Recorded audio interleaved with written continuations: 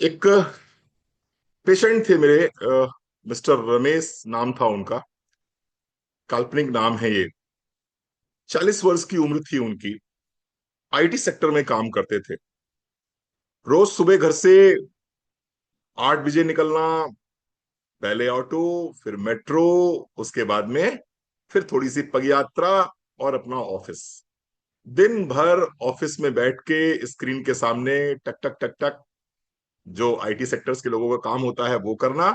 और शाम को फिर वही थोड़ी सी पदयात्रा 100 कदम की, उसके बाद में मेट्रो, मेट्रो के बाद में ऑटो, और ऑटो के बाद में घर, और घर के बाद में फिर सोफा, रिमोट, और एक जगह बैठ के कटर कटर कटर कटर कुछ ना कुछ खाते पीते रहना। ये काम लगातार चलता रहा। लड़का बहुत, जब उसकी शादी हुई थी, जब वो यंग एज में था, 25-26 ईयर्स की एज में था, जिम गोवर था, बहुत अच्छा था, बहुत अच्छी पर्सनैलिटी थी। लेकिन 40 साल की उम्र आते आते क्या हुआ, बहुत अच्छा खासा मोटा हो गया। तोंद निकल आई थी, बहुत अच्छे से उसका पेट निकल आया था, चेहरा बहुत फूल गया था उसका। और तमाम तरह की बीमारियों ने दस्तक देनी स्टार्ट कर दी थी। फैटी लिवर हो गया था, घुटने भी दर्द करने शुरू हो गए थे, पेट भी बहुत अच्छा से क्लीन नहीं होता था, डाइजेशन बहुत पुअर हो गया था। और सबसे बड़ी समस्या जो थी, जो एम्बेरसिंग समस्या उसके लिए थी, वो समस्या थी उसका साइलेंसर हो जाना। उसका साइलेंसर हो जाना। मेरी आवाज आ रही है आप लोगों को? सबको क्लियर आ रही है? मौसमा जी, आप अपना नेटवर्क चेक कीजिए। उसका साइलेंसर हो जाना। साइलेंसर हो जाना यानी कि आप में से भी बहुत लोग यहां पर ऐसे बैठे होंगे जिनको फाट बहुत होता है। फाट बहुत होता है। और वो फाट सिर्फ फाट नहीं रहता है, वो फाट ऐसा रहता है कि आसपास का माहौल खराब कर देता है। वो फाट ऐसा रहता है कि आपको खुद बड़ा एम्बेरसिंग लगने लगता है। वो फाट ऐसा रहता है कि आपको लगता है कि यार क्या करें। ऐसी एम्बेरसिंग सिचुएशन में आप फंसते होंगे, या तो खुद फंसते होंगे, या फिर आपने किसी ना किसी को फंसते हुए देखा होगा आपके आसपास। आपके हस्बैंड हो सकते हैं, आपके फादर हो सकते हैं, आपकी मदर हो सकती हैं, या आप खुद भी उसमें हो सकते हैं। इशू किस चीज का है? एक आदमी 25 साल की उम्र में बिल्कुल यंग, बिल्कुल टकाटक, एकदम जिम गोवर, सब कुछ बहुत बढ़िया बढ़िया बढ़िया बढ़िया, शादी हो गई, और 40 साल की उम्र आते आते वो आदमी एनर्जी बिल्कुल डाउन। बीवी कह रही है चलो कहीं शॉपिंग करा के लाओ, वो कह रहा है ना, आज तो बिल्कुल नहीं, आज तो उठने की भी हिम्मत नहीं है। एक गिलास पानी भी मुंह में डाल दो, और मुंह में डाल के अगर उसको बस चले तो बीवी से गटकवा भी ले पानी हो, कि तुम ही मेरे हिस्से का पानी गटक भी लो। ठीक है। आखिर ये सब कुछ हुआ कैसे 15 साल में? ये 15 साल में इसलिए हुआ क्योंकि उस महोदय की गट खराब हो गई। उस महोदय का गट डिस्बॉयसिस हो गया उसको। ये गट क्या होता है, पहले तो आइए इसको समझते हैं, गट क्या होता है, और फिर समझते हैं गट डिस्बॉयसिस किसे कहते हैं। और समस्या ही नहीं बताऊंगा, समाधान बता के जाऊंगा। ये है श्रीमान जी आपका गट। आपका इन द सेंस, इसको रिजेंबल करिएगा थोड़ा सा। यहां से ये शुरू होती है गट। जहां से आपका इनपुट शुरू होता है, वहां से आपकी गट शुरू होती है। और ये आया आपका माउथ, माउथ के बाद में फिर ये आया इसोफेगस, इसोफेगस के बाद में आया फिर ये आपका स्टमक, स्टमक के बाद में आया ये छोटी आंत, छोटी आंत के बाद में फिर बड़ी आंत, और बड़ी आंत के बाद में ये फिर आपका, आपने यहां से डेफिकेट कर दिया, जिसको हम बोलते हैं रेक्टम, और रेक्टम के बाद में एनएस। तो ये पूरा जो है, पूरा सिस्टम, इसको बोलते हैं गट। जनरली हम क्या समझते हैं? हम ये समझते हैं कि जो ये हमारा पेट है ना, पेट, इसको सिर्फ गट बोलते हैं। बाबूजी ये तो गट का छोटा सा हिस्सा है। गट का मतलब होता है माउथ टू एनएस, यानी कि पेट से शुरू हुई चीज और कहां तक चली वो, एनएस तक चली। आपका डेफिकेट जहां से कर रहे हैं उस पॉइंट तक जो जो सिस्टम है, इसको हम बोलते हैं डाइजेस्टिव सिस्टम। और इस सिस्टम को हम बोलते हैं गट, यानी कि ये पूरा जो है इसको हम बोलते हैं गट।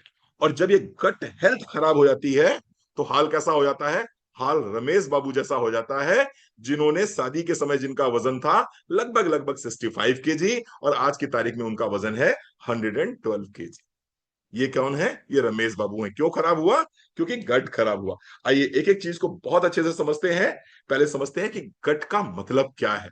गट का मतलब क्या है पहले हम ये समझेंगे, उसके बाद ये हमारी गट हेल्थ इतनी इंपॉर्टेंस क्यों है ये समझेंगे। खराब गट के सिम्टम्स क्या होते हैं ये समझने का प्रयास करेंगे।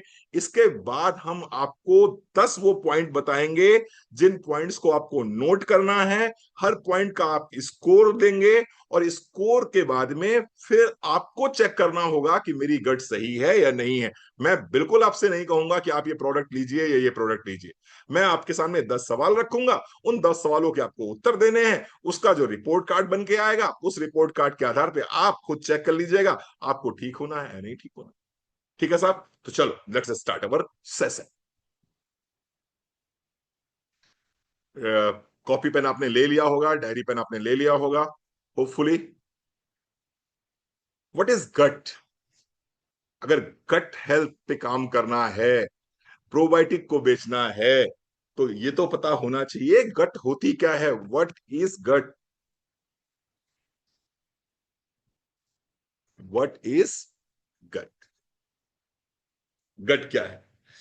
The gut refers to our digestive tract.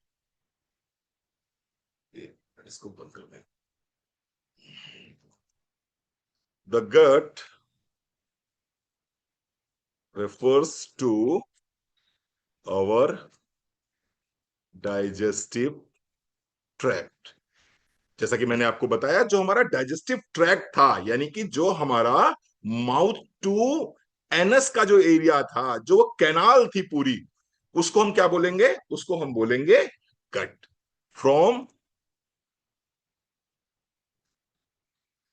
Mouth to NS.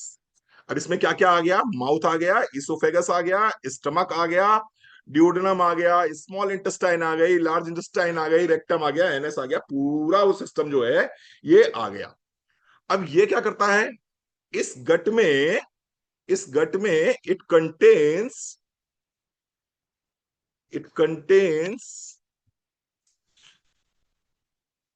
Trillions of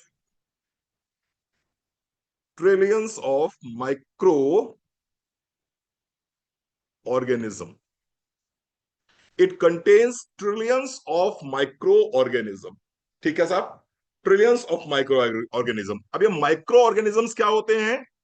micro organisms मतलब हो गया बैक्टीरिया। बैक्टीरिया हो गया इसमें, फंगस हो गया इसके अंदर, और इसके साथ साथ में इसमें आ गया वायरस। कुल मिला के कहा यह जा रहा है कि साहब गट का मतलब हुआ आपके मुंह से लेकर आपके एनएस एरिया का जो कैनाल है, जो ट्रैक्ट है, इसका मतलब हो गया गट। गट के अंदर ट्रिलियंस ऑफ माइक्रो ऑर्गेनिज्म यानी बैक्टीरिया, फंगस, वायरस रहते हैं। जनरली आपके दिमाग में क्या आता है? Bacteria, fungus, virus, micro organisms कैसे होते हैं?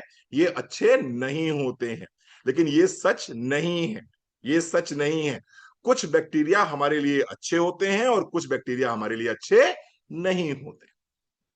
अब आप समझिए, आपके पेट में कोई एक दो लाख बैक्टीरिया नहीं है, एक दो करोड़ बैक्टीरिया नहीं है, ट्रिलियंस ऑफ बैक्टीरिया है। और ट्रिलियंस ऑफ बैक्टीरिया में there are some good bacteria, there are some good bacteria, there are some good micro organisms, micro organisms, there are some good micro organisms and some bad also. कुछ कैसे होते हैं? खराब होते हैं। लेकिन जब ये बैलेंस में रहते हैं, when when they all in balance, तो हमारी गट कैसी होती है? परफेक्ट। परफेक्ट गट हेल्थ होती है, गट हेल्थ होती है। लेकिन जब ये हमारी जब हमारे माइक्रो ऑर्गेनिजम्स जो गट के अंदर हैं, ये बैलेंस में जब नहीं रहते हैं, तो क्या होता है? तो हमारी गट हेल्थ खराब हो जाती है। और वो क्या करती है उसकी हम अभी चर्चा आपसे करेंगे।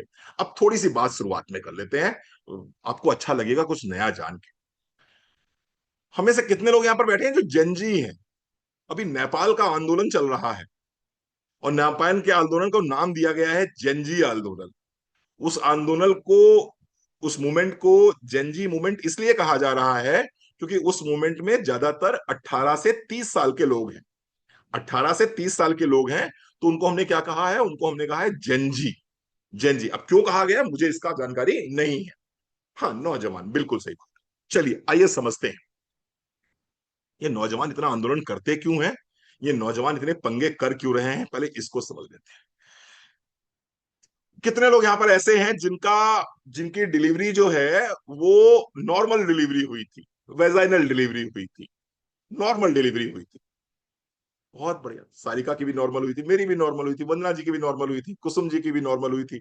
ठीक है, ये जितने पुराने हैं ना, जितने पुराने हैं, इन सबकी डिलीवरी कैसे हुई थी? नॉर्मल डिलीवरी हुई थी, नॉर्मल डिलीवरी हुई थी। लेकिन ऑलमोस्ट ऑलमोस्ट ये जो 90s के बाद जिनका जन्म हुआ है, इनका जन्म कैसे हो रहा है? इनका जन्म हो रहा है सी सेक्शन के माध्यम से, यानी कि डॉक्टर कहता है वो फंदा लग गया है, वो मुंह में पानी चला गया है, वो ऐसा हो गया है, वो वैसा हो गया है, तुरंत ऑपरेशन करना पड़ेगा इमीडिएटली। वो आप समझते होंगे, माहौल बनाते हैं उस तरह का। और उनकी डिलीवरी कैसे होती है? सी सेक्शन से होती है, सी सेक्शन से होती है। जिनकी जिनकी नॉर्मल डिलीवरी हुई है, उनके पेट में मां के माध्यम से माइक्रोबायोम्स अंदर गए हैं, यानी कि वेजाइनल डिलीवरी जब होती है तो मां के जो माइक्रोबायोम्स हैं, जो मां की गट में माइक्रोबायोम्स हैं, वही माइक्रोबायोम्स बच्चे की गट तक पहुंच जाते हैं, बच्चे की गट में पहुंच जाते हैं। इसीलिए आपने ज्यादातर देखा होगा कि वो बच्चे जो है मां से बहुत प्यार करते हैं, मां से बहुत प्यार करते हैं, या मां बच्चे से बहुत प्यार करती है, क्योंकि बच्चे के अंदर मां के ही माइक्रोबायोम्स हैं, और मां ने ही अपने माइक्रोबायोम उस बच्चे को दिए हैं। तो बच्चा कहीं दूर भी रह रहा होगा, सात समंदर पार भी रह रहा होगा, और बच्चे को अगर किसी तरह की तकलीफ होगी, तो माँ का जो है वो माँ समझने लगती है कि there must be something wrong.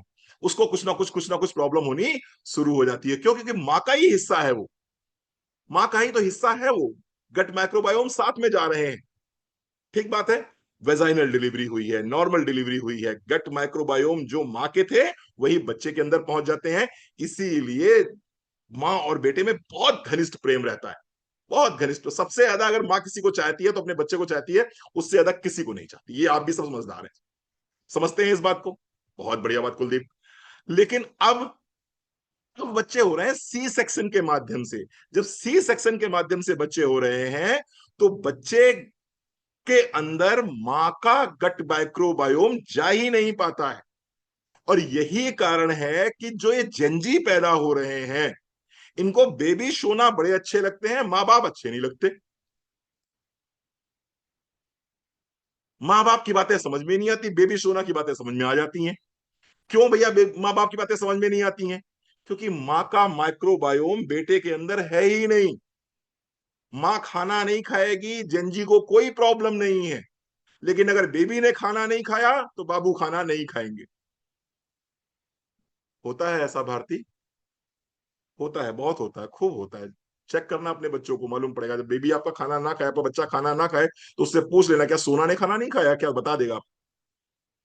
क्यों? क्योंकि अभी अब तो ऐसा लगने लगा है मुझे कि माइक्रोबायोम वहां से कनेक्ट हो जाते हैं, माँ से कनेक्ट नहीं हो पा रहे हैं, वहां मैडम से कनेक्ट हो जाते हैं माइक्रोबायोम। ठीक है जी साहब, जोक से पार्ट थोड़ा सा लाइटर मोड पे कह रहा हूं, लेकिन सच्चाई भी यही है। अब मैं समझाना चाहता हूं दूसरी बातें आप।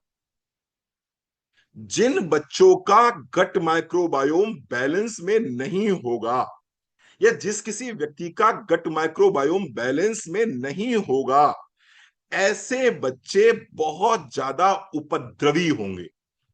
ऐसे बच्चे बहुत ज्यादा अवसाद में रहेंगे। ऐसे बच्चे बहुत ज्यादा एंजाइटी में रहेंगे। ऐसे बच्चे बहुत ज्यादा विद्रोही प्रकृति के रहेंगे। ऐसे बच्चे बहुत ज्यादा जिद्दी प्रकृति के रहेंगे।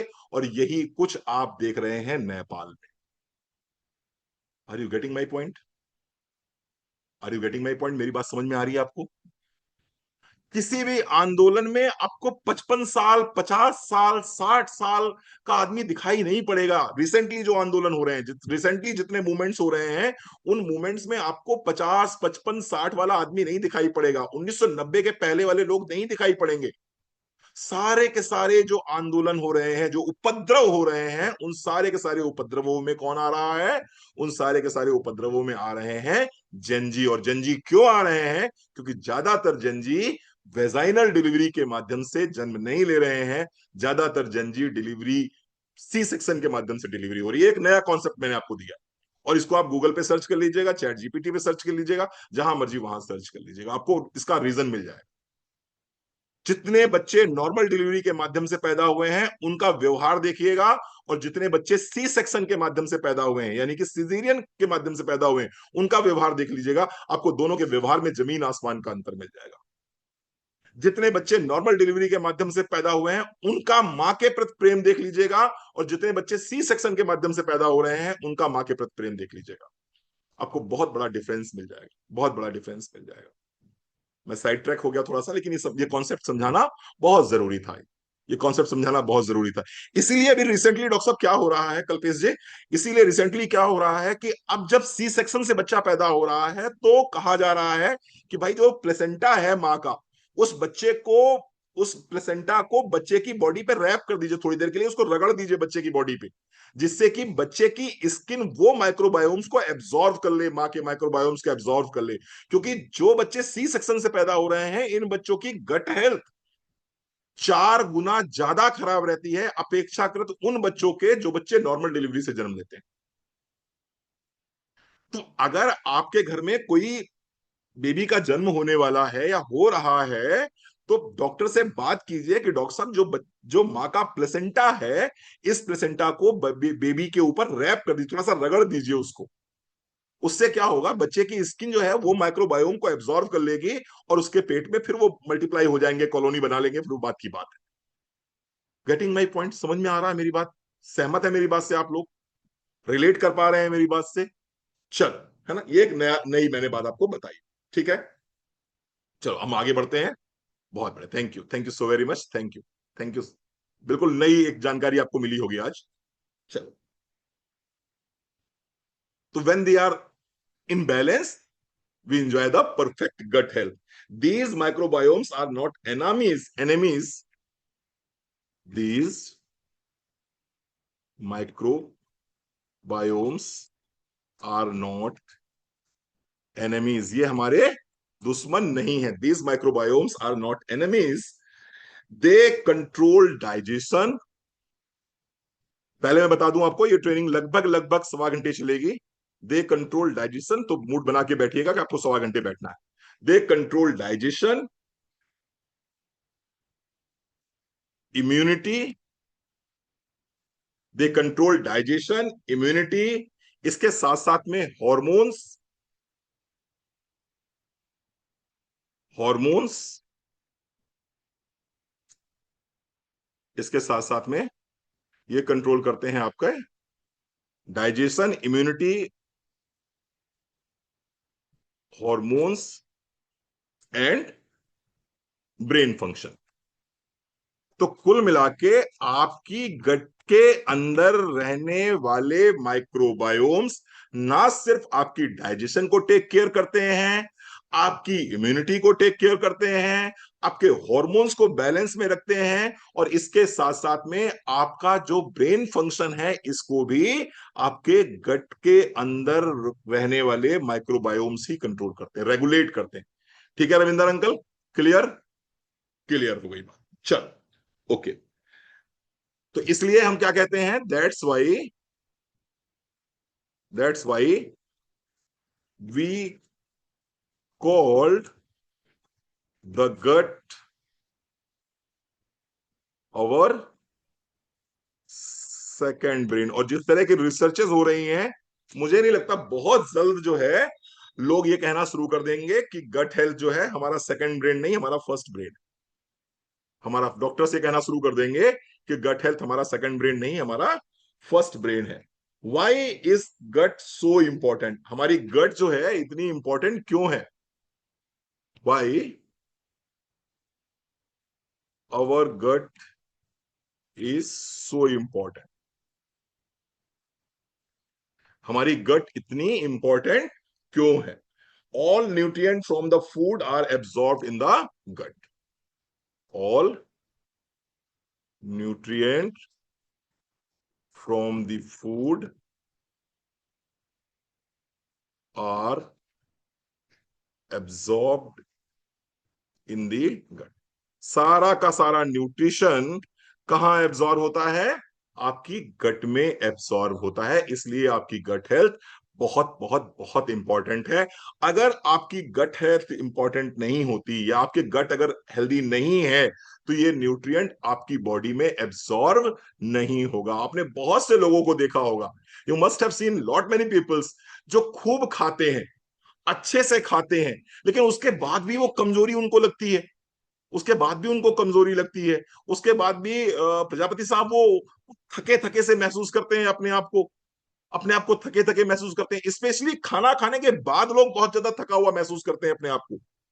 तो ये कौन से लोग हैं? ये वो लोग हैं जिनकी गट हेल्थ प्रॉपर नहीं है, जिसकी वजह से न्यूट्रिशन एब्जॉर्ब प्रॉपरली बॉडी में नहीं हो रहा है और वो अपने आप को थका महसूस कर रहे हैं. आइए और समझते हैं और क्या होता है.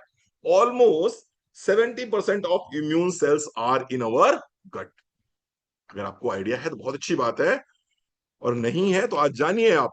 Almost 70% of your immune cells are in your gut. यानी कि आपकी गट के अंदर 70% इम्यूनिटी रहती है. तो कुल मिला के अगर आप बार बार बीमार पड़ रहे हैं, या आप साल में 3 बार से ज्यादा बीमार पड़ जाते हैं, हर सीजन में आपको सर्दी जुकाम बुखार हो जाता है, आपको बार बार एलर्जी हो जाती है, तो इसका मतलब यह है कि आपकी इम्यूनिटी कैसी है? वीक है. और वीक इम्यूनिटी क्यों है? क्योंकि आपकी गट वीक. आपकी गट वीक है क्योंकि 70% इम्यून सेल्स कहां बन रहे हैं? आपके गट में बन रहे हैं. चलो भैया और देख लेते हैं. Gut produces neuro. तीसरा पॉइंट क्या है? Gut produces neurotransmitters. Gut produces neurotransmitters like serotonin. Serotonin. और ये क्या होता है? गट न्यूरो ट्रांसमीटर प्रोड्यूस करता है जिसको हम सेरोटोनिन बोलते हैं. डोपामिन भी प्रोड्यूस करता है. और ये सेरोटोनिन का कितना परसेंट? 90%. 90% सेरोटोनिन आपकी गट में बनता है. और इस सेरोटोनिन को हम क्या बोलते हैं? क्या बोलते हैं इसको? Happy hormone. यानी कि कोई आदमी अगर चिड़चिड़ा है, कोई आदमी अगर चिड़चिड़ा है, तो इसका मतलब क्या है? उसकी गट में जोता भाई क्या हो रहा है? सेरोटोनिन नहीं बन रहा है.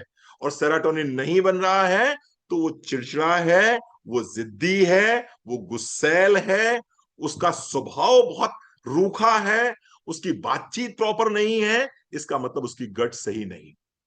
उसकी गट सही नहीं, क्योंकि 90% सेरोटोनिन कहां बनेगा? गट में बनेगा.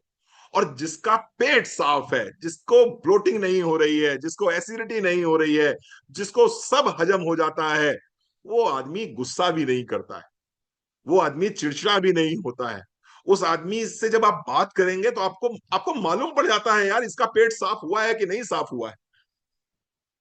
उसका फेस बता देता है कि आज सुबह इसका पेट साफ हुआ है कि नहीं साफ हुआ है. तो छोटी छोटी बात पे गुस्सा हो रहा है, छोटी छोटी बात पे चिड़चिड़ा हो रहा है, छोटी छोटी बात पे आपको उत्तेजक बातें कर रहा है, इसका मतलब उसका पेट सुबह साफ नहीं हुआ है. उसके गट के अंदर के जो माइक्रोबायोम्स हैं, जो गुड बैक्टीरिया और बैड बैक्टीरिया हैं, वो बैलेंस में नहीं है. नहीं है. ठीक है साहब. चलो और बात करते हैं थोड़ी सी. और आप थोड़ा सा चौंकेंगे इस बात को सुनने के बाद में कि अरे ऐसा भी है क्या? Metabolism. Metabolism. Metabolism and wait.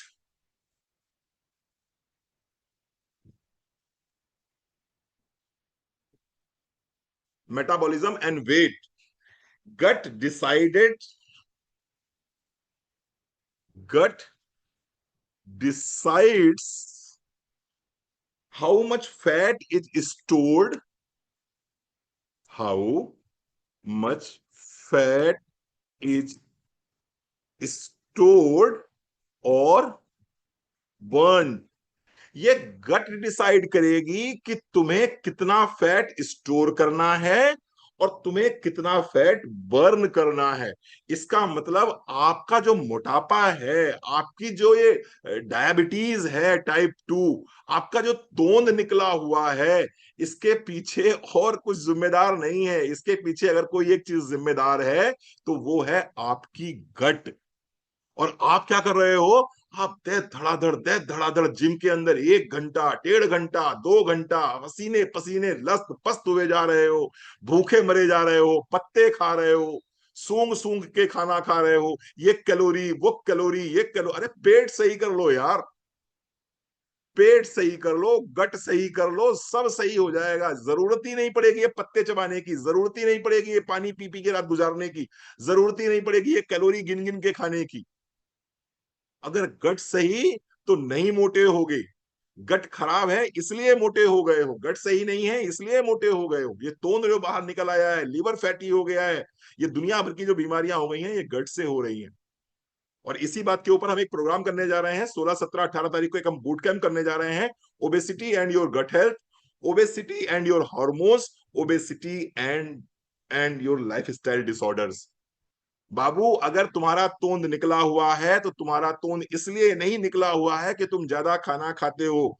तुम्हारा तोंद इसलिए निकला हुआ है कि तुम्हारी बॉडी में कॉर्टिसोल ज्यादा रिलीज होता है, तुमको इंसुलिन रेजिस्टेंस है। ये समझना होगा आपको, इस मार्केट को समझना होगा आपको, इस इंडस्ट्री को समझना होगा आपको। जब तक आप कॉर्टिसोल कम नहीं करेंगे, जब तक आप कॉर्टिसोल कम नहीं करेंगे अपनी बॉडी का, तब तक आप पतले नहीं हो सकते। जब तक आपकी बॉडी में इंसुलिन रेजिस्टेंस रहेगा, आप पतले नहीं हो सकते हो। मर जाओ भूखे यार, मर जाओ भूखे अपने आप को। भागे चले जा रहे हैं सुबह 5 बजे उठ के, 2 किलोमीटर, 3 किलोमीटर, 4 किलोमीटर, ऐसे लग रहे से किसी कुत्ते ने दौड़ाया हुआ हो। क्यों भाग रहे हो यार? क्यों भाग रहे हो? होता क्या है? कल ये मैंने 3 किलो कम कर लिया, मैंने 5 किलो कम कर लिया, फिर पूछो 2 महीने बाद, 3 महीने बाद, अरे 5 किलो फिर बढ़ गया, अरे 6 किलो फिर बढ़ गया, अरे हम तो जहां थे वहां से 2 किलो और ऊपर चले गए। गट को सही करो, हॉर्मोन्स को सही करो, अपने अपने लाइफस्टाइल डिसऑर्डर्स को सही करो। इनको सही करने के साथ साथ जब आप अच्छे से लाइफस्टाइल को फॉलो करते हो, तब देखिए आपका वेट कितनी आसानी से कम होता है। तब आपका वेट आसानी से कम होता है। तो कुल मिला के मैं कहना क्या चाहता हूं? मैं कहना चाहता हूं जो भी कुछ कर रहे हो करते रहो, बट अपनी गट का विशेष ध्यान रखना पड़ेगा आपको। Healthy gut is equal to healthy body plus healthy mind. Healthy gut, healthy gut is equal to healthy body and healthy mind. Simple समझ लीजिए, healthy gut, healthy body, healthy mind. यानी कि अगर गट अच्छी है तो बॉडी भी अच्छी रहेगी, माइंड भी अच्छा रहेगा, किसी प्रकार की कोई समस्या आपको नहीं आने पाएगी। चलो समझते हैं थोड़ा सा, समझते हैं थोड़ा सा। अगर मान लो ये जो माइक्रोबायोम्स हैं आपकी बॉडी में, ट्रिलियंस ऑफ माइक्रोबायोम्स हैं, अगर ये डिसबैलेंस हो जाएं, अगर ये आउट ऑफ बैलेंस हो जाए, यानी कि बैड बैक्टीरिया ज्यादा हो जाए और गट बैक्टीरिया कम हो जाए, डिसबायोसिस हो जाए, तो सिम्टम्स क्या क्या आएंगे? कैसे पता चलेगा तुम्हें कि यार ये मेरा गट बायोसिस हुआ है, मेरा गट बायोसिस हुआ है? ठीक है, आइए समझते हैं। देखिए पूरा सेशन पूरा फुल हो गया है, जूम रूम पूरा फुल हो गया है, तो अब निकलिएगा मत, क्योंकि आप अगर निकलेंगे तो दोबारा फिर आपको एंट्री मिल नहीं पाएगी, इसलिए अपने नेटवर्क में रहिए, निकलने मत। चलिए आइए समझते हैं symptoms of gut bio, symptoms of gut dysbiosis. Gut biosis के सिम्टम्स क्या होंगे, गट डिसबायोसिस के सिम्टम्स क्या होंगे, आइए इसको समझते हैं। ठीक है, पहले तो समझ लीजिए गट डिसबायोसिस का मतलब क्या हो गया। गट डिसबायोसिस का मतलब हो गया imbalance of good and bad bacteria. यानी कि गुड और बैड बैक्टीरिया का जो इम्बैलेंस है, उसको हम क्या बोलेंगे, उसको बोलते हैं डिसबायोसिस। ठीक है, क्या क्या होगा आपके जीवन में, आप जरा समझिए इसको और फिर अंदाजा लगाइए कि मेरे जीवन में क्या हो रहा है। मैं आपको कुछ सिम्टम्स बता रहा हूं, इन सिम्टम्स पे एक एक पॉइंट देते रहिएगा अपने आप। अगर आपको ये सिम्टम्स आ रहे हैं तो एक पॉइंट दे दीजिएगा, नहीं सिम्टम आ रहे हैं तो मत दीजिएगा। पहला पॉइंट देखिए क्या है, और नोट भी करते रहिएगा, है ना। सबसे पहले, frequent acidity, gas and bloating. Frequent acidity, gas and bloating, यानी कि लगभग लगभग हर दूसरे तीसरे दिन आपको क्या होता है, आपको एसिडिटी होती है, आपको गैस होती है, और आपका पेट फूलना स्टार्ट हो जाता है। पेट फूलना स्टार्ट हो जाता है। आपको अगर ऐसा होता है तो आपको क्या करना है, आप अपने आप को एक पॉइंट दे दीजिए। सविता कंडोई, बहुत दिनों बाद आपको देखा मैंने। चलिए, क्या करना है, एक पॉइंट अपने आप को दे दीजिए अगर ऐसा होता है तो। नहीं होता तो बिल्कुल जीरो लिखिएगा, नहीं होता है तो जीरो लिखिएगा। मैं आशा करता हूं, मैं उम्मीद करता हूं कि आप में से सब लोग इसको जीरो लिख रहे हो। ये मेरी इच्छा है कि आप जीरो लिखें, लेकिन ऐसा है कि नहीं है वो आप अच्छे से बेहतर जानते हैं। दूसरा पॉइंट क्या है, कॉन्स्टिपेशन और loose motion. Alternative, alternative constipation and loose motion. बिना चूरन खाए, बिना चटनी खाए, बिना ये पेट सफा, वो रोग दफा, ये नित्यम, वो रामबाण, वो कब्जबाण, वो फलाना, वो ढिकाना, बिना चूरन चटनी खाए हुए क्या सुबह आपका 1.5 मिनट के अंदर, 90 सेकंड के अंदर पेट साफ हो जाता है? अगर हो जाता है महेश भाई तो क्या लिखना है, तो जीरो लिखना है, तो जीरो लिखना है। अगर 90 सेकंड के अंदर पेट साफ नहीं होता है, चटनी चूरन खाना पड़ता है, बैठ के गाना गाना पड़ता है, कुछ ना कुछ तराने सुनने पड़ते हैं, मोबाइल चलाना पड़ता है, रील चलानी पड़ती है, एक आध रणवीर सर के वीडियो देखने पड़ते हैं, तो फिर क्या लिखोगे, तो फिर वन लिखोगे, तो फिर वन लिख लो, है ना। अगर मोबाइल चला रहे हो वॉशरूम में जाके तो पक्का वन लिख लो, तो वन लिख लो। ठीक है जी साहब, चलो बढ़िया, बहुत बढ़िया, वेरी गुड। जीरो, बहुत बढ़िया, वेरी गुड। ठीक।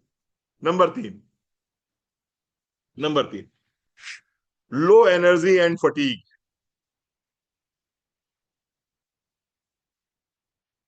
क्या थकान रहती है, वीकनेस रहती है, कमजोरी रहती है, रात होते होते ऐसा लगने लगता है कि बस अब मेरा कहाँ है स्वर्ग सिंहासन, मेरा कहाँ है, बस मुझे लेटना है उस पे। ठीक है, लो एनर्जी एंड फटीग, काम से लौट के आते हैं एनर्जी के साथ लौटते हैं या फिर थके हुए लौटते हैं, देख लो अपने हिसाब से, जीरो और वन लिख लो अपने हिसाब से। ठीक है, नंबर 4, आपकी स्किन आपके पेट का आईना होती है। आपकी स्किन आपके पेट का आईना होती है। अगर किसी प्रकार से आपकी स्किन में एक्ने है, एक्जिमा है, डार्क डार्क सर्किल्स हैं, मेलाज्मा है, पैचेस हैं, अनइवन टोन स्किन है रूपाली मैम, किसी भी तरह का अगर इशू है तो इसको क्या लिखेंगे आप, अगर इशू है तो वन, नहीं है तो जीरो, यानी कि skin problems and acne, skin problems, है ना। स्किन प्रॉब्लम्स देख लीजिए आप, कि अगर किसी प्रकार की कोई भी स्किन प्रॉब्लम आपको है तो वन, नहीं है बिल्कुल नीट एंड क्लीन स्किन है पूरी बॉडी में, ठीक है, इवन सोरासिस भी है, एक्जिमा भी है, तो आप समझ लीजिए अगर प्रॉब्लम है तो वन, नहीं प्रॉब्लम तो जीरो।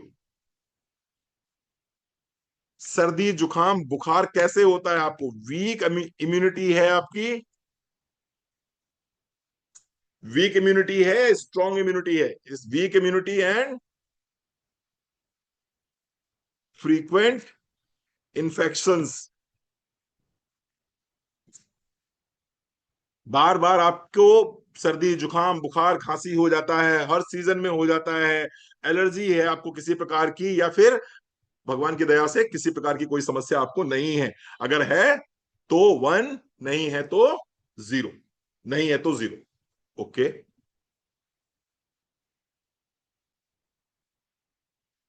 छठा point, anxiety, depression and brain fog. Anxiety, depression and brain fog. देख लो भैया, anxiety, depression and brain fog. आप में से सब लोग जीरो लिखोगे इसको। अब मैं आपको जीरो से वन कैसे करता हूं, देखिए समझिए ध्यान से। आपके हस्बैंड सब्जी लेने गए, अरे आशा जी रुक तो जाओ, रुको थोड़ा सा रुको। आपके हस्बैंड सब्जी लेने गए, आपने भेजा था उनको सब्जी लेने के लिए, 15 मिनट में वापस आ जाना चाहिए था, आधे घंटे में वापस नहीं आए। आपका पहला थॉट क्या आता है? मेरे हस्बैंड मेरे लिए गजरा लेके आ रहे होंगे, मेरे लिए दूध की बर्फी लेके आ रहे होंगे, या फिर मेरे हस्बैंड कहीं लड़ तो नहीं गए, कहीं भिड़ तो नहीं गए, कहीं गिर तो नहीं गए। क्या थॉट आता है?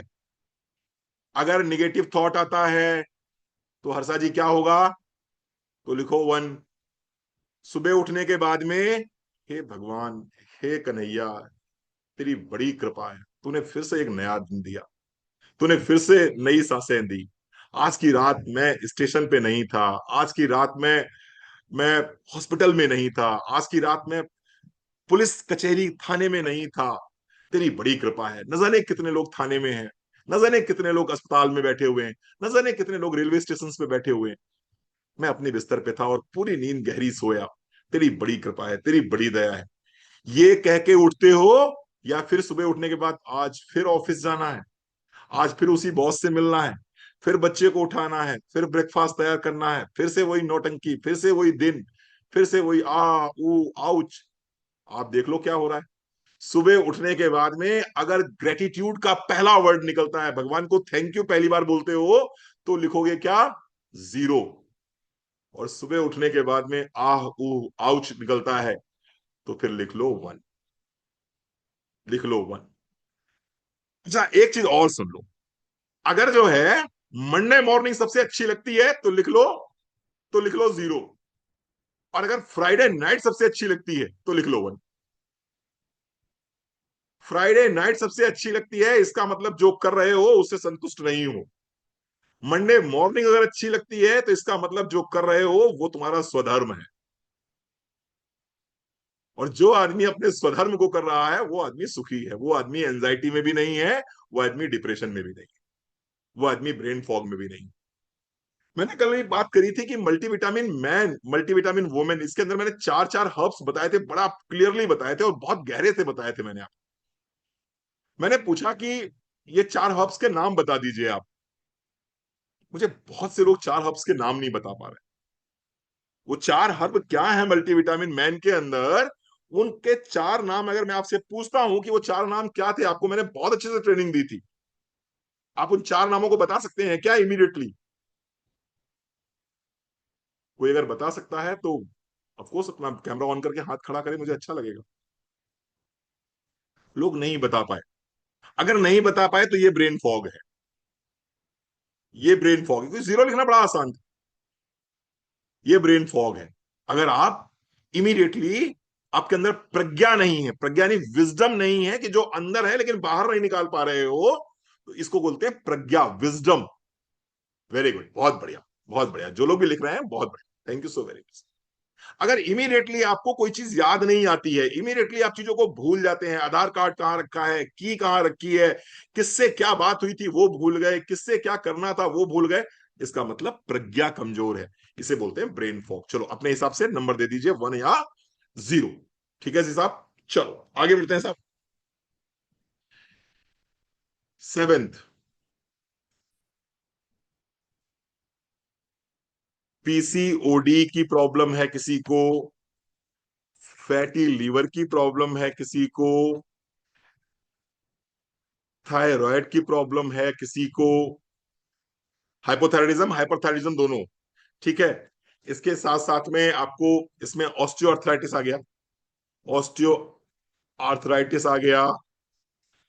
अगर इस तरह के कोई भी लाइफ स्टाइल डिसऑर्डर्स हैं, लाइफ स्टाइल, इसमें ओबेसिटी आ गई, ओबेसिटी आ गई, वजन आपका ज्यादा है, 10 किलो तक है, चलेगा, कोई दिक्कत नहीं है। बीएमआई जो है आपका अगर 25 तक भी पहुंच रहा है, नो इश्यू, कोई समस्या नहीं है।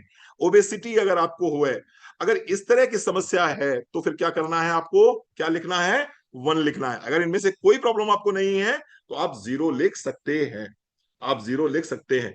ठीक है साहब, चलो ठीक है। आठवां, आठवां, लीकी गट सिंड्रोम। मैं आपसे पूछूंगा लीकी गट सिंड्रोम है, आप कहोगे सवाल ही नहीं उठता सर, हम तो बिल्कुल चकाचक हैं। अब इसको समझ लीजिए।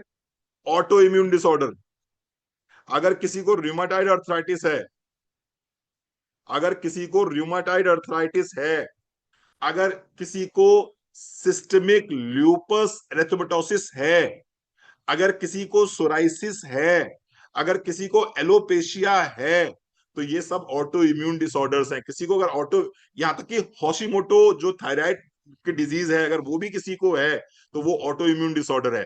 अगर ऑटो इम्यून डिसऑर्डर है तो उसके पीछे कहीं ना कहीं लीकी गट सिंड्रोम है, यानी कि आपकी गट लीक कर रही है, टॉक्सिन्स आपकी गट में प्रवेश कर रहे हैं, उसके माध्यम से ब्लड में जा रहे हैं और आपको ऑटो इम्यून डिसऑर्डर्स दे रहे हैं, दे रहे हैं। ठीक है साहब, ये है किसी को, चलो अगर नहीं है, बहुत अच्छी बात है, बहुत अच्छी बात है तो 1 लिखिए, नहीं है तो 0 लिखिए। बहुत बढ़िया, बहुत बढ़िया।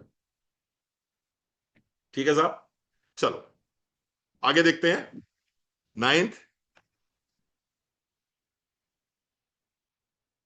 हेलिटोसिस। हेलिटोसिस यानी कि बैड ब्रीथ, बैड ब्रीथ। अगर सुबह उठने के बाद में मुंह से बड़ी गंदी सी स्मेल आती है, या आपको खुद को लगता है कि मुंह पूरा सा गंदा सा है, आपका मन नहीं करता पानी पीने का, भी लगता है पूरा क्लीन कर ले पहले मुंह, अगर सुबह उठने के बाद में हेलिटोसिस होती है, यानी कि बैड ब्रीथ आ रही है, और इसके साथ साथ में white coating of the tongue है, ऑफ द टंग है, तो कितने नंबर देंगे आप? अगर हेलिटोसिस है, white coating of the tongue है, तो आप नंबर दीजिए अपने आप को 1, नहीं है तो आपको नंबर देना है अपने आप को 0, 0। ठीक है साहब, चलो इसके बाद 10वां, हेयर फॉल बहुत ज्यादा हो रहा है, हेयर फॉल बहुत ज्यादा हो रहा है, और इसके साथ साथ में पुअर स्लीप, हेयर फॉल बहुत ज्यादा हो रहा है, और नींद आपको अच्छी नहीं आती है। पहली बात तो नींद टाइम से आती नहीं है, और अगर नींद आ भी गई टाइम से तो क्या होता है, तो एक बार अगर नींद टूट गई तो फिर दोबारा नहीं आती। होते हैं ना कुछ लोग कि अगर 3 बजे नींद टूट गई, या 4 बजे नींद टूट गई, या 5 बजे नींद टूट गई, कुसुम कुमारी जी, तो फिर नींद नहीं आती। फिर कितना भी राधे राधे करो, कितना भी ओम नमः शिवाय करो, कितना भी राम राम करो, फिर नहीं आती। फिर वही आता, उसने ऐसा क्यों कहा, उसने वैसा क्यों कहा, ये कैसे होगा, वो कैसे होगा, है ना, उसने, उसकी लाल साड़ी, उसकी सफेद साड़ी, फिर वो दुनिया भर की चिंतन अगर चलता रहता है, तो वो फिर समझ लो there must be a problem. अब आपके सामने मैंने 10 सवाल रखे हैं, इन 10 सवालों को आप चेक करिए साहब, कि इन 10 सवालों में आपको कितने नंबर मिले हैं, कितने नंबर मिले। अगर निर्मल, अरे वाह, बहुत बढ़िया। अगर आपका टोटल काउंट, टोटल काउंट 5 से कम आ रहा है, 5 से कम आ रहा है, तो बढ़िया हो, ठीक हो, बहुत बढ़िया रंजीता जी, बहुत बढ़िया। अरे 7 वाले भाई गड़बड़ है, और जिनका 9 वाले, 9 वाले भी कुछ लोग हैं। चलिए बाप रे बाप। अगर ये टोटल काउंट जो है आपका 1 2 3 विन आ रहा है, तो कोई बात नहीं, आप बहुत अच्छे से ठीक हो जाएंगे, थोड़ा सा सुधार करने की जरूरत है, आप ठीक हो जाएंगे। लेकिन अगर आपकी काउंटिंग 5 या 5 से ऊपर आ रही है मनोज बाबू, तो कुछ तो करना पड़ेगा, तो कुछ तो करना पड़ेगा। और करना क्या पड़ेगा साहब? करना ये पड़ेगा कि आपको फिर अपने गट का विशेष ध्यान रखना पड़ेगा, और गट का विशेष ध्यान रखने के लिए व्हाट इज द सोल्यूशन, है ना, सोल्यूशन भी देंगे आपको। हाँ, अब देख लो भाई, चेक कर लो, और ईमानदारी से लिखना, मुझे नंबर नहीं चाहिए, क्योंकि मेरी आईडी पे बिलिंग नहीं होगी आपकी, है ना। What is the solution, solution क्या है, सोल्यूशन क्या है? ठीक है साहब, number 1। Solution is balanced diet. आज से ही शुरू कर दीजिए साहब, बैलेंस्ड डाइट। बैलेंस डाइट का मतलब क्या होता है? आपके जो गट के फाइबर्स हैं, ये जो गट के फाइबर्स हैं, ये एक ही चीज आपसे मांगते हैं बस। इनकी और कोई डिमांड नहीं है देवेंद्र बाबू। इनकी एक ही डिमांड है, ये कहते हैं कि मुझको चाहिए फाइबर।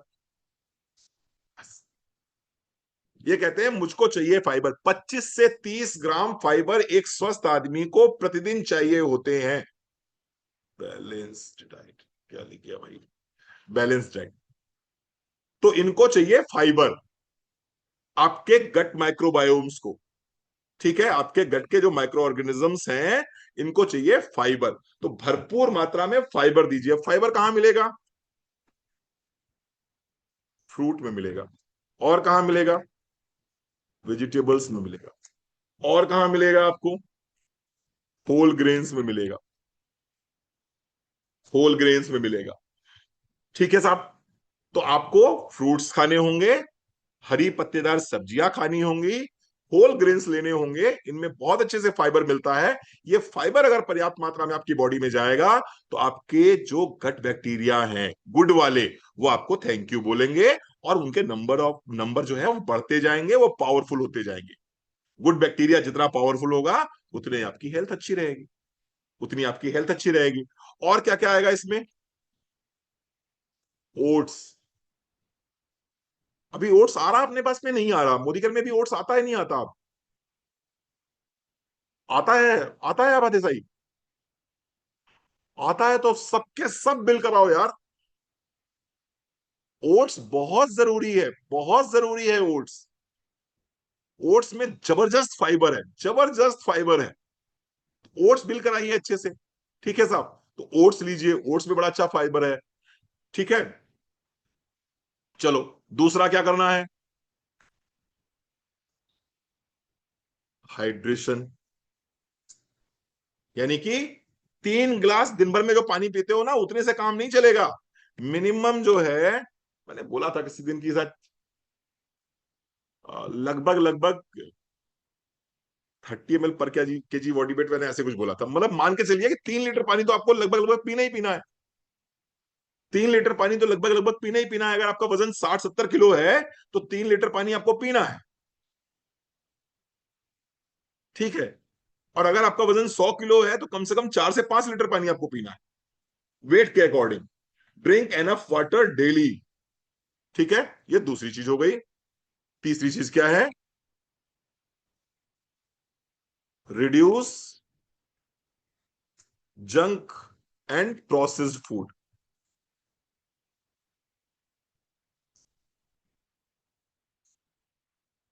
मैं आपको एक एग्जांपल दूं, बड़ा समझ में आपको आ जाएगा यार, ये चीज ठीक है, ये चीज नहीं ठीक है। समझने का प्रयास कीजिए।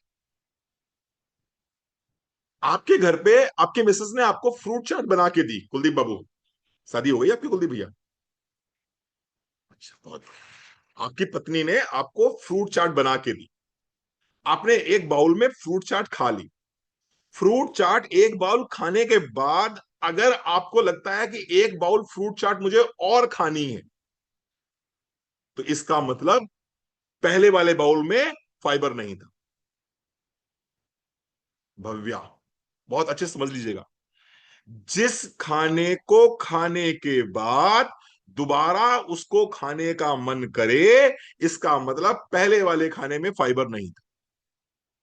जैसे कि एक समोसा खाने के बाद दोबारा फिर से मन करता है कि दूसरा वाला समोसा खा ले, मतलब समोसे में फाइबर नहीं है। No one can eat just one, किसका टैग है ये? लेज वालों का। No one can eat just one, ये लेज वालों का टैग है। क्योंकि आप एक चिप्स निकाल के खाएंगे, आपको तुरंत मन करेगा दूसरा भी खा लें। फिर दूसरा खाएंगे तो क्या मन करेगा? तीसरा भी खा लें, चौथा भी खा लें। इसका मतलब चिप्स में फाइबर नहीं। एक सेब खाने के बाद में मैंने किसी को नहीं देखा अभी तक ये कहते हुए कि मम्मी एक सेब और दो ना प्लीज, एक सेब से मेरा पेट नहीं भरा। किसी को मैंने नहीं देखा आज तक। बच्चे को अपने एक केला खिला के देखिए, अपने एक केला अपने बेटे को खिला के देखिए प्रकाश भैया, वो एक केला खा लेगा, उसके बाद कभी आपसे नहीं कहेगा मम्मी एक केला और दो ना प्लीज।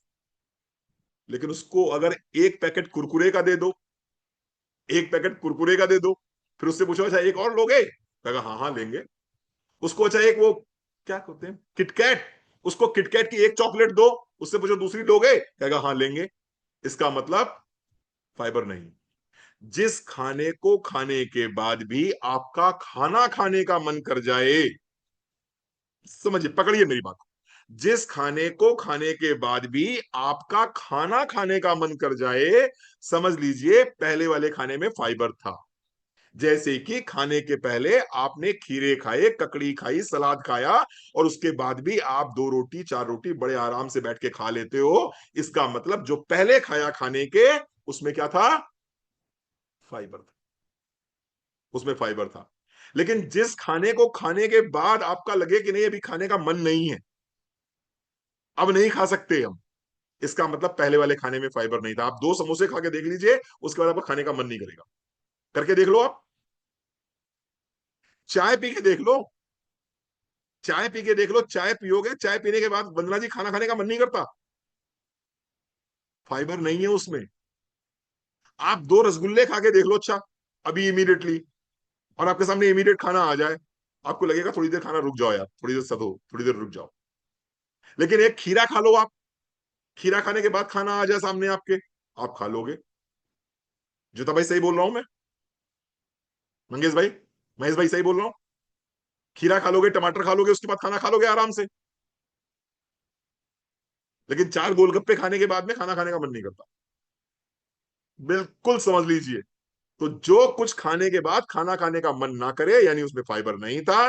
जो कुछ खाना खाने के बाद भी खाना खाने का मन करे, इसका मतलब उसमें फाइबर है। तो क्या करना है आपको, वो खाना रिड्यूस करना है जिसको खाने के बाद में खाना खाने का मन ही ना करे। ठीक है जी, चल आगे बढ़ रहे हैं। चौथा, सबसे बड़ी समस्या जो आज की तारीख में हो रही है गट खराब होने की, वो है स्ट्रेस। सबसे बड़ी समस्या है स्ट्रेस। हर व्यक्ति स्ट्रेस में है, जिसकी मैंने बात करी थी शुरुआत में रमेश बाबू की। रमेश बाबू सुबह से लेकर शाम तक स्ट्रेस में रहते हैं, इसलिए रमेश बाबू 40 साल के होते होते 112 किलो के हो गए, इसलिए रमेश बाबू का पेट खराब हो गया। आपने देखा होगा, जब आप बहुत ज्यादा स्ट्रेस में रहते हो उस समय आपका पेट क्लीन नहीं होता है, उस समय आपको ब्लोटिंग बहुत ज्यादा रहती है, उस समय या तो आप बहुत ज्यादा खाते हो या फिर खाने का मन ही नहीं करता आपका। जब आप स्ट्रेस में रहते हो उस समय आपको, आप बहुत भारी भारी सा महसूस करते हो, अपने आप को बहुत हैवी महसूस करते हो अपने आप को, क्योंकि आपका ब्रेन डायरेक्टली कनेक्टेड है आपकी आंतों से। जैसे ही आप स्ट्रेस में रहोगे, आपके इंटेस्टाइन को सूचना मिल जाएगी देयर इज समथिंग रॉन्ग, खाना पचाना कम करो, एनर्जी ब्रेन को चाहिए। स्ट्रेस बहुत बड़ा कारण है, स्ट्रेस को जितना कम कर सकते हैं उतना कम करिए। आप पूछेंगे सर स्ट्रेस कैसे कम होगी? स्ट्रेस एक ही तरह से कम हो सकती है, आप सर्वधर्म परित्यज्य माम एकम शरणम व्रज, अहम त्वाम सर्व पापेभ्यो मोक्षयिष्यामि मा शुचा, अनन्यास चिंतयन्तो माम ये जना पर्युपासते तेषाम नित्याभियुक्ता नाम योग क्षेम महाम्यम। जब तक आपको लगेगा आप करता है, तब तक आपकी स्ट्रेस कभी जिंदगी में कम नहीं हो पाएगी। जिस दिन आप अपने कर्तापन के भाव को किसी और को छोड़ दोगे कि प्रभु तुम ही संभालो, उस दिन कल्याण हो जाएगा। मैं छोटी सी बात अपनी जरूर शुरू करूंगा, मुझे पता नहीं क्यों बड़ा अच्छा लगता है शेयर करना आपसे, और आपको भी बड़ा मजा आएगा। मैंने एक कहीं संदर्भ में सुना था, किसी वक्ता से सुना था, बड़ा अच्छा। द्रौपदी का जब चीर हरण हुआ, और जब उसके बाद में फिर इनको 12 वर्ष का वनवास और 1 वर्ष का अज्ञातवास दिया गया, तो द्रौपदी ने कृष्ण से कहा तुम भाई हो, तुम सखा हो, तुम मित्र हो, तुम हमारे सबसे बड़े हमदर्द हो, उसके बावजूद भी तुम वो जुए में हमें, तुमने हमें हारने कैसे दिया? हम वो जुआ हार कैसे गए? तुम तो सब कुछ कर सकते थे, तुम तो महामहिम हो, हम तुम्हारे होते हुए वो जुआ कैसे हारे? हमारे साथ में इतना अनर्थ हुआ कैसे? हमारा चीरहरण हुआ कैसे? हमको वनवास मिला कैसे जब हम, तुम हमारे साथ हो तो? आंसर सुनिएगा, आपको बहुत आनंद आएगा। आंसर देते हैं वहां पर श्री कृष्ण उनको कि ठीक बात है, मैं तुम्हारा सखा हूं, मैं तुम्हारा मित्र हूं, मैं तुम्हारा भाई हूं, उसके बाद भी तुम्हारे साथ में इतना अत्याचार हुआ, इतना अनर्थ हुआ, और मैं उसको रोक नहीं पाया। आइए समझते हैं उस कहानी को। जिस समय जुआ खेला जा रहा था, जिस समय जुआ खेला जा रहा था, उस समय तुम्हारे पांचों के पांचों पति जो है जुआ खेल रहे थे। पांचों के पांचों पति जुआ खेल रहे थे, पासे डाल रहे थे। तुम में से एक किसी ने भी ये नहीं कहा, एक किसी ने भी ये नहीं कहा कि मेरी तरफ से कन्हैया पासा डालेगा। जबकि दूसरे पक्ष में जब दुर्योधन जुआ खेल रहा था तो उसने पासे नहीं डाले, उसने कहा कि मेरी तरफ से मेरा मामा शकुनी पासे डालेगा। अगर जिस समय ये स्थिति बनी थी उस समय तुमने सब कुछ मेरे ऊपर छोड़ दिया होता, मुझे बुला लिया होता, मुझे याद कर लिया होता कि मेरी तरफ से कन्हैया पासे डालेगा, फिर जब मैं पासे डालता तुम्हारी तरफ से, तब देखते जुआ कौन जीतता कौन हारता। लेकिन तब तो तुमने मुझको याद नहीं किया। तुम मुझे कब याद कर रहे हो? जब तुम हार चुके हो सब कुछ, जब तुम जीवन में सब कुछ गंवा चुके हो, तब तुमने मुझे याद किया। साथियों, जीवन में स्ट्रेस तभी आएगा जब आपको लगेगा आप सब कुछ आप करोगे। जिस दिन आपको ये लगने लगेगा कि नहीं भैया तुम ही चलो, तुम ही आगे बढ़ो, तुम ही करो, तुम्हारे पीछे पीछे हम चलेंगे। मैं ट्रेनिंग में आता हूं ना सर, आपके सामने बैठता हूं जब, तो मैं क्या कहता हूं? कन्हैया चलो ट्रेनिंग दो चलकर। मैं तो निमित्त मात्र हूं यार, मैं तो निमित्त मात्र हूँ। मुझसे करवा रहे हो, मुझे निमित्त बना के भेज दिया, 300 लोग मुझे सुन रहे हैं, मुझे अच्छा लग रहा है, तुम्हें भी अच्छा लग रहा होगा। ये ट्रेनिंग ना गुरु मैं दे रहा हूं, ना मेरी इतनी काबिलियत है, ना मेरी इतनी औकात है, और ना मैं इतना बड़ा डॉक्टर हूं। मैं बता दूं आपको, इतना बड़ा डॉक्टर होता तो नेटवर्क मार्केटिंग काहे ज्वाइन करता भैया। ये सब कुछ कन्हैया करवा रहे हैं, वही करवा रहे हैं, हम करते जा रहे हैं, वो करवाते जा रहे हैं, हम करते जा रहे हैं, निमित्त बन के हम काम कर रहे हैं। जिस दिन कर्ता भाव छोड़ दोगे, जिस दिन निमित्त बन जाओगे, और जिस दिन अपना कर्ता भाव कन्हैया को सौंप दोगे, अपने अपने जिसको आप मानते हो उनको सौंप दोगे, स्ट्रेस खत्म हो जाएगी, स्ट्रेस खत्म हो जाएगी। और जिस दिन तक ये कहते रहोगे मैं करने वाला हूं, स्ट्रेस कभी खत्म हो ही नहीं सकती। चाहे लाख कमाओ, चाहे करोड़ कमाओ, चाहे अरब कमाओ, और चाहे जितने कमाने हो उतने कमा लो, जितने कमाने हो उतने कमा लो। स्ट्रेस खत्म तभी होगी जब सर्वधर्मे परित्यज्य माम एकम शरणम व्रज, अहम त्वाम सर्वपापेभ्यो मोक्षयिष्यामि मा शुचः। हाँ प्रभु, आपकी कृपा से मेरा सारा काम हो रहा है। ठीक है साहब, चलो, हो गया आज का, आज का बाबा ज्ञान वो वाला हो गया, आज का आध्यात्मिक वाला काम हो गया। आगे बढ़ते हैं ना। मेरा जब तक होता नहीं सेशन में एक एक आध पॉइंट में उठा नहीं लेता हूं तो मुझे मजा नहीं आता, स्ट्रेस। ठीक है साहब। और पांचवी चीज क्या है? पांचवी चीज क्या है? अब आपको मतलब वाली बात पे आए। बोले रणवीर सर 1 घंटे बाद मतलब वाली बात पे आते हो। Regular use of, regular use of prebiotics and probiotics. Regular use of prebiotics and probiotics, ये सोल्यूशन है, ये सोल्यूशन है, ये प्रोडक्ट की सेलिंग नहीं है साहब। ये सोल्यूशन है आपकी गट हेल्थ को बेस्ट करने का। क्या होते हैं प्रीबायोटिक्स, क्या होते हैं प्रोबायोटिक्स, थोड़ा सा एक हल्का सा आपको समझा देता हूं। प्रीबायोटिक्स क्या होते हैं? प्रीबायोटिक्स मतलब are food for good bacteria, are food for good bacteria. यानी कि प्रोबायोटिक्स क्या होते हैं? हमारे पेट के अंदर जो गुड बैक्टीरिया है उसका खाना क्या है? उसका खाना है प्रीबायोटिक्स। और प्रीबायोटिक्स आपको कहां मिलेंगे? ये मिलेंगे आपको ओट्स में, ये मिलेंगे आपको रागी में, ये मिलेंगे ज्वार में, ये मिलेंगे आपको होल ग्रेन्स में, ये मिलेंगे आपको वेजिटेबल्स में, ये मिलेंगे आपको फ्रूट्स में। ये सब कहां मिलेंगे आपको? ये मिलेंगे आपको बैलेंस डाइट के अंदर, प्रीबायोटिक्स मिल जाएंगे। इसके साथ साथ में और कहाँ मिलेंगे ये आपको? और आपको ये छाछ में मिल जाते हैं, बटर मिल्क जिसे बोलते हो, बटर मिल्क। गुजराती बैठे हुए हैं यहाँ पर, ज्योता भाई बैठे हुए हैं, महेश भाई बैठे हुए हैं। वहां पर मैंने देखा था होटलों में जो है वो, जैसे हमारे यहाँ कोल्ड ड्रिंक रखी जाती है नॉर्थ इंडिया में, गुजरात के अंदर छाछ रखते हैं वो लोग फ्रिज के अंदर। खाना खाने के बाद जब आप पेमेंट करने जाते हो उसको, जो रिसेप्शन पे आदमी बैठा होता है, तो वहां पर छाछ की बोतलें रखी होती हैं। और लोग जनरली जब पेमेंट कर रहे होते हैं तो एक दो बोतल छाछ पी लेते हैं। शायद गुजराती लोग इसीलिए ज्यादा दिमागदार भी होते हैं। आज हिंदुस्तान को गुजराती ही चला रहे हैं, आज हिंदुस्तान को गुजराती ही चला रहे हैं सर, इसीलिए क्योंकि उनका गट बैक्टीरिया बड़ा बैलेंस में रहता है। ठीक है साहब, तो are food for good bacteria. ठीक है साहब। क्या क्या सोर्सेज हैं इसके, थोड़ा सा मैं और डिटेल में चला जाता हूं। ओनियन, प्याज, लाल वाला प्याज जो है वो one of the best source है आपके प्रीबायोटिक्स का। गार्लिक, गार्लिक, इसके साथ साथ में, इसके साथ साथ में बनाना, गार्लिक, बनाना, ठीक है, एंड ओट्स, और इसके अलावा फ्लैक्सीड, फ्लैक्सीड, ये क्या है, ये प्रीबायोटिक्स है, ये प्रीबायोटिक्स है। ये क्या करते हैं, they help grow and multiply good bacteria, they help, they help and multiply good bacteria. रुकिए, आपको बताने जा रहा हूं आपके प्रोबायोटिक्स में क्या स्पेशल है जिसकी वजह से आप इसको बहुत आराम से बेच लेंगे। They help, they help grow and multiply good bacteria.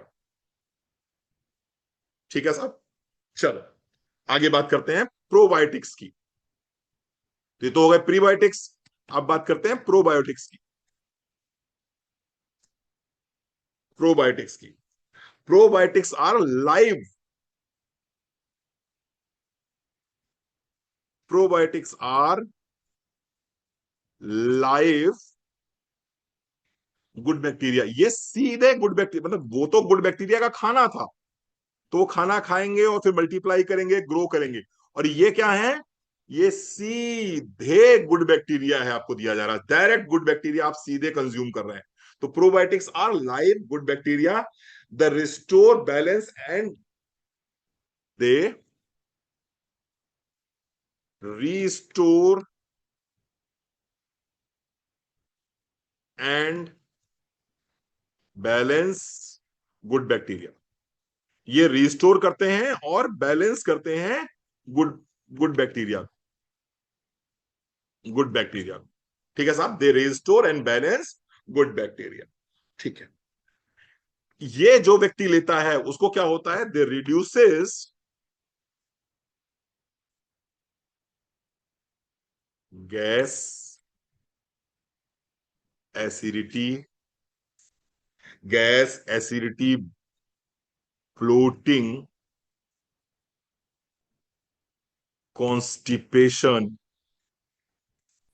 Constipation, apart from that immunity को आपकी इनहेंस कर देते हैं, इम्यूनिटी इनहेंसर जिसे बोल सकते हैं, इम्यूनिटी इनहेंसर, और बहुत सारी चीजें, एंड एनर्जी ऑल्सो। ये करते हैं, कौन करता है ये काम, ये करता है प्रोबायोटिक्स। तो प्रीबायोटिक क्या हो गए, खाना हो गए, और प्रोबायोटिक क्या हुआ है, लाइव गुड बैक्टीरिया आपके पेट के लिए हो गए, हो गए। ठीक है साहब, चल थोड़ा सा और आगे बढ़ते हैं, बस मेरे पास 7 मिनट और है।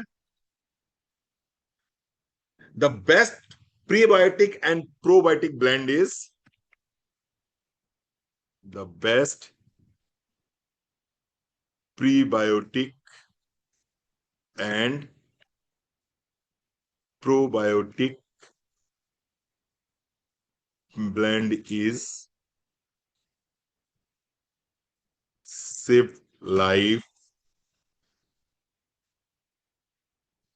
Probiotic Capsule। The best probiotic and prebiotic blend कौन सा है, शिफ्ट लाइफ प्रोबायोटिक कैप्सूल। अब आप कहेंगे रणवीर सर आप मोदी केयर में हो इसलिए आप ऐसी बात कर रहे हो, आप मोदी केयर में हो इसलिए आप ऐसी बात कर रहे हो। क्यों, क्यों मोदी केयर का जो प्रीबायोटिक है या जो कैप्सूल है, जो हमारा प्रोबायोटिक कैप्सूल है, ये सबसे अच्छा क्यों है? एनीबडी, एनी आंसर किसी के पास में? भाई ठीक है, और कंपनियां भी तो हैं, वो भी तो बेच रही हैं, बिफीलैक भी तो बिक रहा है, विजिलैक भी तो बिक रहा है, मार्केट में सारे के सारे बिक रहे हैं। तो भैया तुम्हारा सबसे अच्छा क्यों है? और तुम अपना ये 1950 रुपए का कैसे बेच सकते हो, इतना महंगा कैसे बेच सकते हो? वाई? 50 बिलियन CFU, इससे ज्यादा भी है भाई, इससे ज्यादा है रविंदर जी। हाँ CFU ज्यादा है, ठीक बात है, बट इससे ज्यादा वाले भी मार्केट में अवेलेबल हैं। आपका बेस्ट इसलिए है क्योंकि वेजिटेरियन है, बहुत बढ़िया, ठीक बात है। आपका बेस्ट इसलिए है क्योंकि इसके अंदर जो बहुत बारीक चीज है वो है 11 well research strains, 11 one research strains. यानी कि इसके अंदर जो भी गुड बैक्टीरिया है उसकी अलग अलग 11 तरह के प्रकृतियां हैं, यानी कि 11 अलग अलग तरह की प्रकृतियों वाले गुड बैक्टीरिया हमने इस अपने स्विफ्ट लाइफ प्रोबायोटिक के अंदर डाले हुए हैं। यूएसपी क्या है, यूनिक सेलिंग पॉइंट क्या है? 11 अलग अलग तरह की प्रकृतियों वाले लैक्टोबैसिलस इसके अंदर डाले हुए हैं।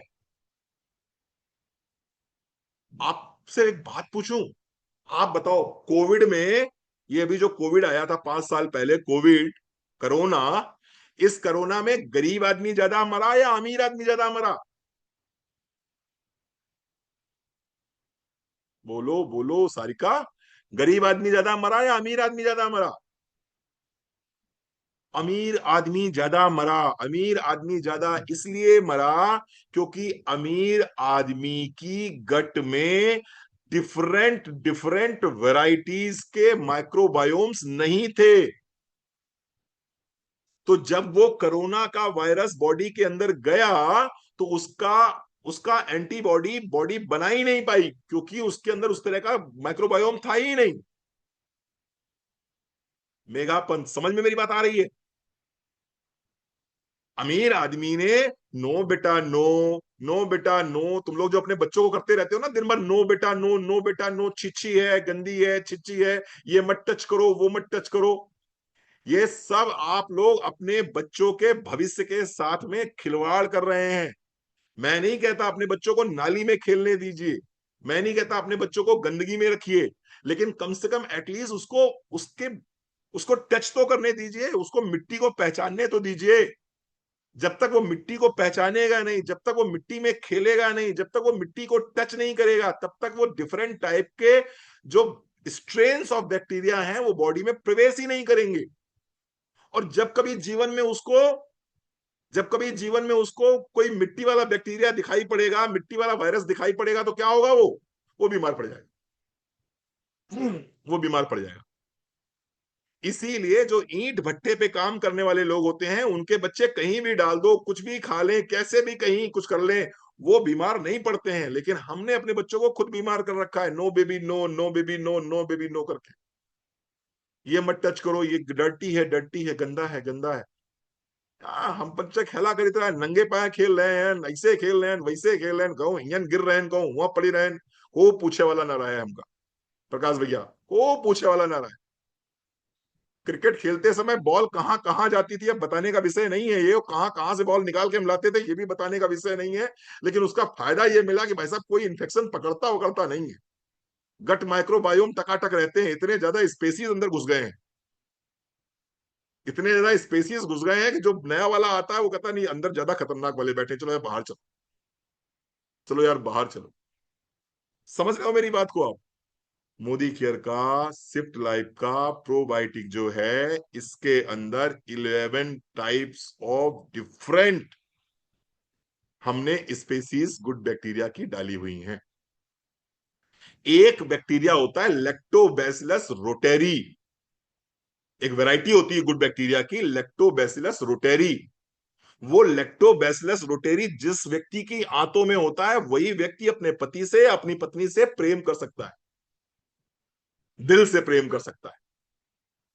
दुर्भाग्य ये है, प्लीज मेरी बात को अदरवाइज ना लीजिएगा, सर्च कर लीजिएगा, सिर्फ 4% लोगों के अंदर ये बैक्टीरिया पाया जा रहा। आप उन चारों में से एक हो, ये आपकी खुशकिस्मती है, मेरी तरफ से बहुत बहुत बधाइयां आप, कि आप उन 4 में से एक हो। वो स्पेसीज ही नहीं रह गई साहब। यही कारण है कि रोज दिन में खटखट खटखट खटखट खटखट हो रही है और आपको लगता है इसका स्वभाव अच्छा नहीं है। आपको लगता है लेना कैसे है भैया? लेना विकास दिन में एक बार लेना है बेटा, खाने से पहले ले लोगे तब भी चलेगा, खाने के बाद ले लोगे तब भी चलेगा। खाने के बाद अगर लेना है तो करीबन 1 डेढ़ घंटे बाद ले लेना, और खाने से पहले तो जब चाहो तब ले लो आराम से। दिन में एक बार लेना है, एक कैप्सूल। ठीक है साहब, चलो, thank you so very much, आप आए, आपने इतना समय दिया, बहुत बहुत आभार, बहुत बहुत धन्यवाद। और अच्छी बात है कि ये शायद जो मैंने बोली है ना, वो लैक्टोबैसिलस रोटेरी मोस्ट प्रोबेबली अपने प्रोबायोटिक में है। अब मैं आगे कुछ नहीं बोलूंगा, बड़े समझदार लोग हो, बड़े समझदार लोग बैठे हुए हो। लैक्टोबैसिलस रोटेरी अपने वाले में है, और अपने वाले में लैक्टोबैसिलस रोटेरी है तो क्या होगा? प्रेम बढ़ेगा आपस में, प्रेम बढ़ेगा, सब अच्छा अच्छा रहेगा। ठीक है सर, मानसिक सुख मिलेगा। किस एज से देना है? 14 साल से ऊपर दे दीजिए आप आराम से, 14 साल से ऊपर आप आराम से दे दीजिए। एक बार स्क्रीन दिखा दें, तुम स्क्रीन देख के कहा करोगी सारी का, तुम्हें समझ में बात आई नहीं है भाई, हमने जो बोला वो समझ में नहीं आया। तुम चतुर रामालिंगम नहीं बनना बेटा, क्या बनना है? फुनसुक वांगड़ू बनो, चतुर रामालिंगम नहीं बनना। हाँ, खिलाओ अपने पति को भैया जबरदस्ती, जैसे मर्जी वैसे खिलाओ यार, मुझे क्या करना अपने। और सब लोग जो है, इतना बढ़िया प्रोडक्ट है। अच्छा, आप में से शायद ही कोई ऐसा घर होगा जिस घर में कोई ऐसा ना हो जिसको एसिडिटी रहती हो, ब्लोटिंग रहती हो, और पेट की समस्या ना रहती हो, हस्बैंड वाइफ में लड़ाई ना होती हो, चिड़चिड़ ना करते हो। अरे यार, कोई भी प्रॉब्लम हो, ये बिलिंग करा लो, एक कैप्सूल दोपहर में खाने से पहले दे दो, सारी प्रॉब्लम का समाधान मिल जाएगा। Thank you so very much. हाँ, अगर आपको किसी को पर्सनल कंसल्टेशन चाहिए तो ऑफकोर्स मेरा नंबर मैं दे देता हूं आपको, क्योंकि मेरे पास कंसल्टेशन बहुत आते हैं, और क्षमा कीजिएगा मैं फ्री कंसल्टेशन नहीं कर पाता हूँ, है ना। तो ये मेरा नंबर है, 8840 648291। अगर आप पर्सनल कंसल्टेशन चाहते हैं तो मेरा कंसल्टेशन चार्जेस है 500 रुपीज, ये आप सबको पता है। क्षमा कीजिएगा, मैं फ्री कंसल्टेशन इसलिए नहीं कर पाता हूं क्योंकि मेरे पास लगभग 70 से 80 मैसेज पर डे आते हैं। ठीक है, तो मुझसे अगर आपको बात करनी है तो निश्चित रूप से मेरी फीस आपको देनी होगी, तभी मैं आपको पर्सनल कंसल्टेशन को इंटरटेन कर पाऊंगा। ठीक है sir, thank you so very much, बहुत बहुत धन्यवाद। आप आए, अच्छा लगा। आप सबके अंदर बैठे हुए परमात्मा को मेरा सत सत नमन। जो भी कुछ करिएगा परमात्मा को याद रख के करिएगा, जीवन में जरूर सफल होंगे। इन्हीं शब्दों के साथ में आज का सेशन हम अंत करते हैं। Thank you so very much.